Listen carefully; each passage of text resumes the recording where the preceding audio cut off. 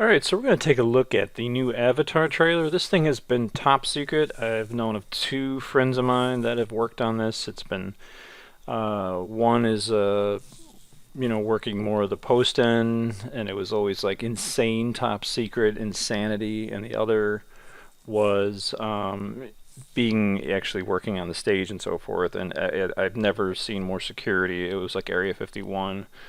So let's go ahead and just see what we got here. It's 13 years later since the original.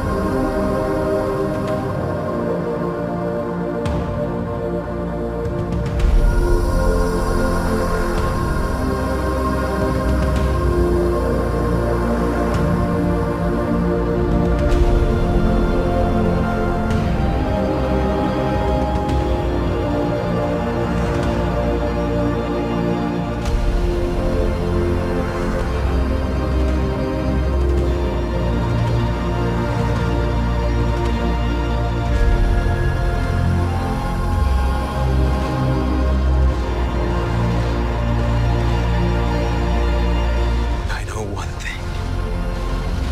Wherever we go, this family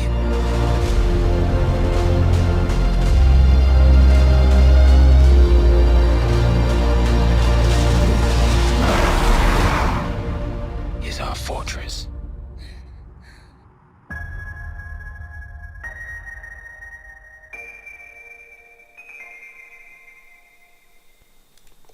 Alright, so let's go ahead and take a gander at the VFX on here. So anybody that has worked on this is going to be extremely proud and excited to have worked on Avatar, and probably busted their hump to be able to work on Avatar. So prefaces and apologies. Any critique I do here, it's not against your great work. I mean, obviously this is way beyond anything I've ever done. So I'm just trying to give a decent critique here. Something that I don't like about this in the first place is this background here. Again, this is probably a matte painting thrown on a sphere inside of Nuke, and it always has that flatness to it. And I don't know if it's a matter of something in the subconscious, that when a camera does a spin around like this, that if there's any slight lack of parallax, I don't think it's parallax is the issue. I think it's the lack of some form of specularity that would be seen if it was real. But because of that, I've had this when I've worked on a Sam Jackson commercial that was kind of similar with matte painting environments like this, where matte paintings don't have some kind of specular highlight that is so subtle that you really can't record it or understand it or be able to bother to even replicate it. So what you get is a very dull painting-esque background. So I think you could probably see a little of this as we kind of move through. This is obviously a 3D piece right here. But as you kind of move through it, you can see little glints and glows of highlights. And this stuff back here just feels very flat. Look at this pillar up here. I mean, there's just something about the fact that there's nothing there, no glimmer, maybe some water spilling down. That we hit a little bit of highlight. Again, always think of like a specific plane when it goes past you overhead, when it's 30,000 feet in the air. You'll see a little bit of a glint highlight as it kind of gets hit by the sun, and you don't see any of that here, you don't see any of that over here. You do see it in the foreground CG objects, as you can see. So yeah, I mean, again, just being picky.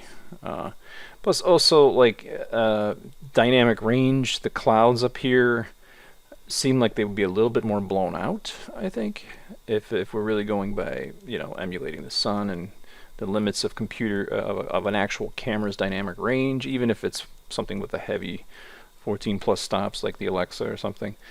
I think you would still see some kind of like a highlight. This looks pretty good. It does have that painting-esque feel. You can see a little crispiness there in the skin and all that, but that's just, this is an Alien, so again, they always something always looks very photorealistic if it's grounded in reality some way. And I always say that the resolution, I think it's the scale of the texture that always kind of throws me off. So yeah, like I said, folks, I'm going to tear into this just for fun. So don't have a heart attack here. Super saturation and overly saturated things always bother me. I think even though I do believe the saturation isn't as intense as say a Marvel movie, from what I'm seeing on this. This is a really cool shot. The water stuff's looking amazing. The hair here looks a little weird. I don't know what's going on there. Maybe it's just this edge here or something. I don't know. Obviously it's not green screen. So, and here's another example of this matte painting-esque thing where these trees, there's some specularity missing, and they always feel too pristine, and their pristineness and sharpness, even like right here, see how sharp that is? Just makes it feel like I've got 5 of the same trees kind of stacked together on top of themselves. And there's some kind of a discontinuity between the background mountain and the foreground trees here. It just feels strange, maybe because the color is so deep green in the back and then the foreground is so light green. This feels fake. These trees, obviously there's no trees in the real life. Maybe there is somewhere in the bayou or something, I have no idea. But this, we just talk about Star Wars, like the scale, obviously this is an alien world, but the scale of these trees kind of feels, whatever this is, if this is even a tree or some kind of wood, it feels kind of strange. Yeah, I don't know. It's like everything is so pristine. I mean, yeah, there are beautiful, if you go to like, Costa Rica or something, I'm sure you'll see oceans this blue and everything. And it's always good to, if you want an alien world, emphasize the a more exaggerated color spectrum here. But I always like just going through these things. Now this shot is absolutely great. Again, they invented motion capture on underwater, and this is Kate Winslet, so we got a little bit of the Titanic return here, but absolutely amazing water simulations on the hair and everything, and the caustics and so forth coming through. Really nice work. I mean, this is probably one of the most impressive shots that I've ever seen in a while for visual effects. This again feels like Substance Painter land. The scale don't seem right. This to me right here feels like a toy. It's not dirty or grungy enough.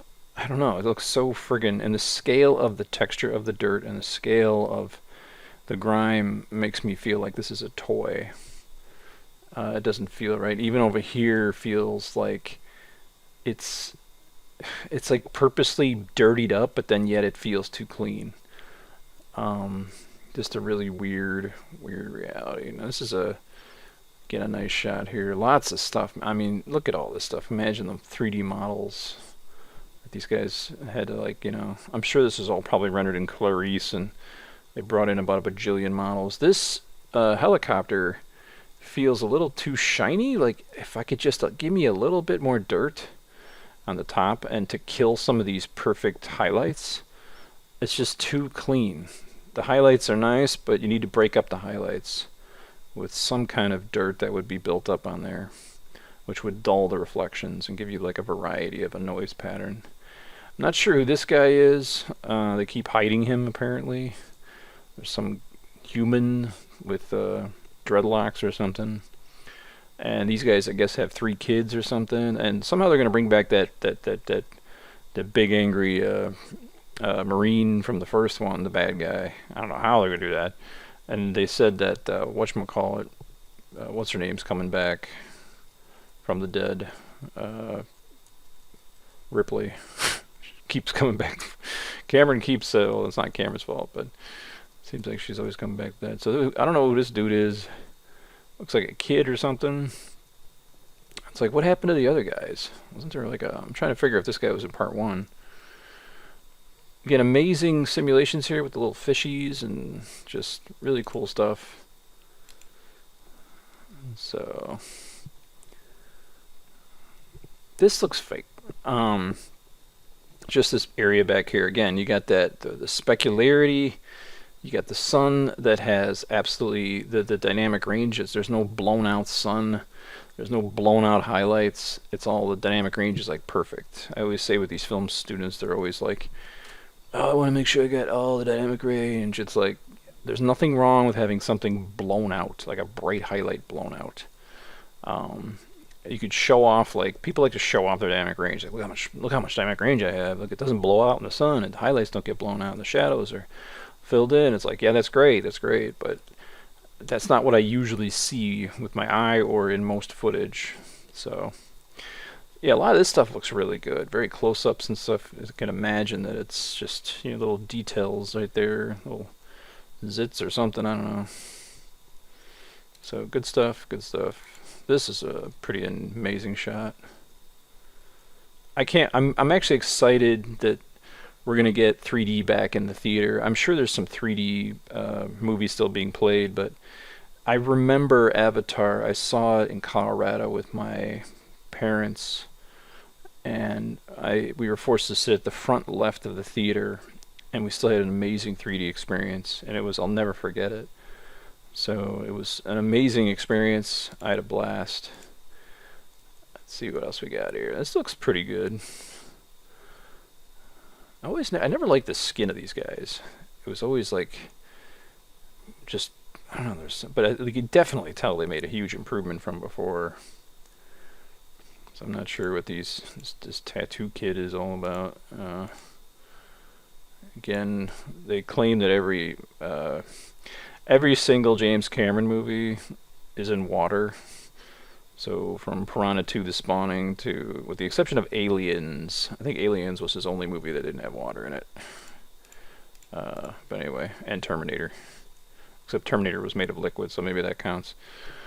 Yeah, some cool stuff.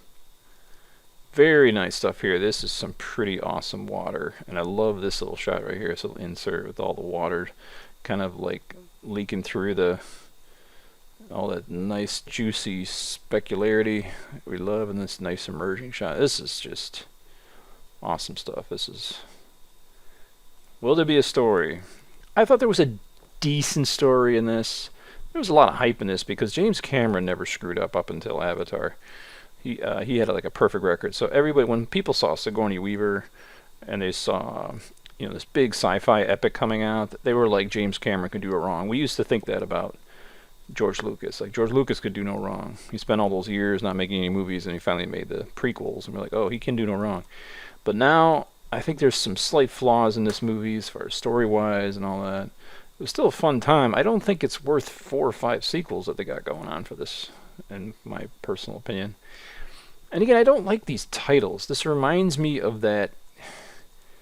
If you guys have seen the Dark Crystal, the new Dark Crystal, the titles are always these synthetic-y looking titles that are so pristine and graphics designy, and they always have this synthetic look to them that doesn't really impress. I don't know.